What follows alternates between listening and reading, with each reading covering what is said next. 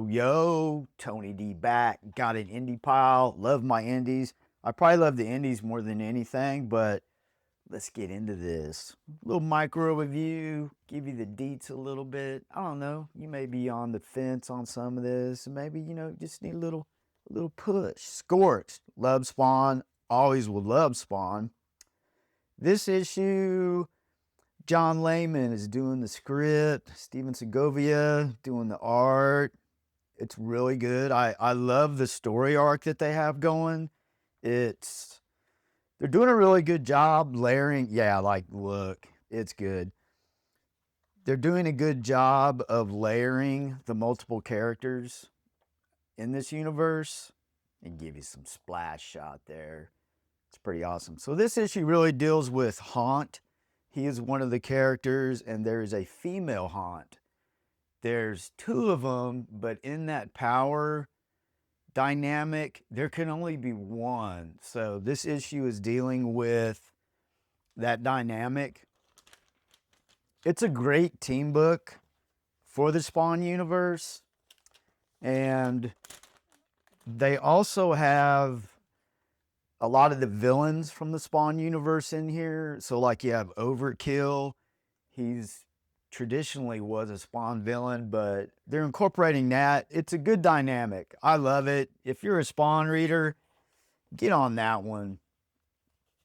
Oh yeah, love my Judge Dredd. Dredd Rules, Fleetway quality. They did a bunch of reprints. I love picking them up. They're affordable. If you've never been into Judge Dredd, historically, it was just a bunch of little short stories, and they actually were black and white. So just to give you the deets, these reprints, they did in color, which are a little weird. Shout out to my buddy Russ Alexander. He thought the same thing too, but you know what? It's cool. Yeah, justice has a price. The price is freedom. So typically your Judge Dredd comics, it was really an expose on just I don't know what word I'm looking for, kind of satire on like a real police state. Artwork's really good. These stories here in this one, they're all Garth Ennis. He's a great writer. If you're in the Garth Ennis, these are totally worth picking up. They're affordable, so you're not breaking the bank for some entertainment. Let's put it that way. So, man, get you some of that Dredd. I know I got some Dredd fans. It's not for everybody, but it's great action. It's a cult following, man. It really took off as far as like having that cult following. A lot of great artists. Brian Bolin, he was into it. There's a whole litany list, so it's worth doing your research if you're thinking about getting into it. But like I said, it's affordable. You can pick those up. I don't know, man, like $4, $3, dollar bin too. Check it out. We'll get to You'll Do Bad Things. This is just something I'm into. It's a mature read for sure. Tyler Boss is doing the writing. This issue right here gets really deep. The premise is there's an author. He's writing stories, and the stories are coming true, but you don't know if it's like a mystical thing or like a Twilight Zone type thing, or is he doing it? Is somebody else doing it? I don't know, but this issue right here starts cracking into the whys and what's really going on. So this one's a spoiler if I get into it too much. I ain't gonna do that, man. You gotta like get on it and check it out. But it's really a niche type thing. It's pretty gory if you're into that, which I totally am. You might enjoy it. It's been a really great whodunit, and this issue gets into, it's great writing. He goes and interviews a serial killer that he wrote a book on, and the back and forth, there's a little shot of the art. The back and forth he has with this guy, it's fantastic writing. Totally love stuff like that. Not to give you too much, but it's it really, the back and forth here is great writing. So Tyler Boss doing a great job there. I totally like it. But like I said, it's kind of niche. It's you know, it's just one of those things. Not everyone's gonna be into everything I read, but that's part of the deal, right? Part of the channel. Like, you know, I'm giving you a little background. Maybe you'll get into it.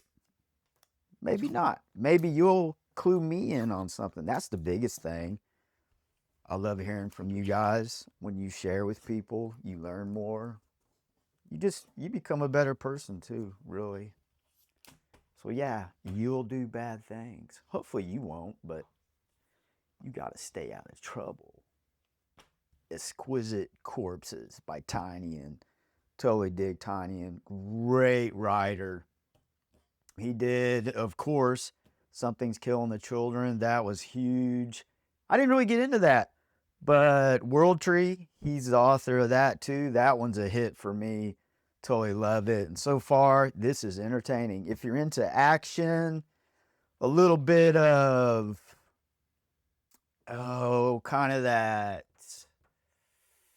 conspiracy type stuff. The premise is the original 13 colonies, they each have a very rich person that's in that area, and they have this game that they play. They take over a town, and when they take over the town, it's really conspiracy like. They empty it to where they have the game they play, it's like a bracket board. I think they have the bracket board in here. Yeah, they have brackets, and the winner gets control of the United States, and they do it every year to see who gets control. So this is you're getting in. Some are winning, losing. They even place like side bets. If you're into conspiracy type stuff, you'll probably get into this. I just like Tynion. I love the artwork. I love that more of a simplistic, cartoonish. It's bloody too, so if you're into that. But they're starting to get in more to the. They have character development with the players that they're using, and they're all, pretty much sickos, but they're weaving that thread in there too. I think there may be some twists that's going to pop up with some of these characters. So if you're into that stuff, you got to get into that. Plus Tynion's great. Sisterhood, had to get it. Love my Hyde Street. I even love these one-shot stories that they're doing. I think this one is 3 issues, I believe. But the premise of this one is there is a couple of friends. They're like really good friends, and they go to college. And I think a lot of people can relate to where I'm going with this, or where the story goes, where one joins a sorority, the other one doesn't, and the sorority does some hazing, and it turns out bad for her friend. So her friend ends up getting killed with this hazing, and the one that's alive still goes to this lady right here, and she's a witch, and she's wanting to get revenge, and revenge never goes well. But on Hyde Street, it's all there. Hyde Street will accommodate you. So she makes this deal with this witch, and she becomes a part of her coven. She tells her that you've entered a coven with me. Man, we'll get to it. I can show you that part. It's cool. Yeah, like her real self kind of shows up. And yeah, you have a covenant with me. So if you're into witches and tarot cards and stuff like that, this is really, it's really good. So, not really spoiling anything, but her, at the end of it, her friend, she can communicate with her friend as a ghost. Man, I can give you that niblet. Kind of sets you up to where, you know, you want this. So yeah, like her friend, she sees her, and that's some good horror stuff. And so her friends wants the revenge as well. So we'll see what happens, man. Hyde Street still a mysterious read for me. I love it. It is comic book crack. So I'll finish this. Like I said, I think it's three issues, man. I hope they keep rolling with these little one-shots. Devour is a one-shot, really good. It deals with body dysmorphia. You got to check out Devour too. But if you're into horror anthology, that's your book. This is really, if you take the horror anthology from history, like EC Comics and stuff like that, this is the evolution. It's the next step, and they are killing it. Terminator. Love my Terminator, man. Shalvey, he kills it with these covers. Always love his cover work. This one right here, when I read it, I may do a full-blown review, but I think what happens here, the Resistance sends a team back in time. They've been there for a while. They're going to get Skynet before Judgment Day starts off. And I think what this means, man, I'll show you. There's actually a Terminator there who's been laying in wait, believe it or not. What's cool about this story is the Terminator, you know, he gets all of them. And as they're perishing, they do communicate with the Terminator, and he makes a comment. Yeah, like right here, the resistant fighter is like, you know, we were gonna kill Skynet in the crib where it all started. And this Terminator is like, novel strategy noted. You know what I think that means? I think this whole space-time continuum with time travel that you have, I think this is where the Terminators get the idea to go after John Connor, like in the first movie, man. I may be wrong. It really feels that way. It feels like the Resistance actually caused that. So this whole series, man, it's fantastic. You got to get into that if you're into the Terminator mythos. There was, gosh, like in the early 90s, we were saturated with a lot of stuff, but there was a lot of good reads. But I think it got to a point where it was just too much, and the value started to decline on the quality of stories. And Declan Shalvey, he's just a great story writer, great artist.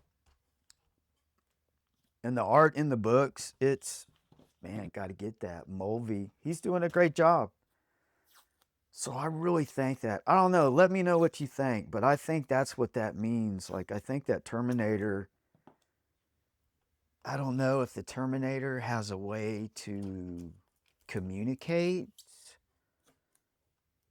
I don't think they can communicate through time, but it's like, maybe that, I don't know. I just think that's what that meant. I think it's the Resistance really screwed themselves by doing that and kicked off the first. I think that's where it's going, because the issue before this was talking about that, like going after, kicking off a campaign to start something big, like a big story arc. So I think the story arc in that is going to get bigger, and I'm excited. But hey, here's the indie little micro reviews. I mean, you got to get something right. Outro.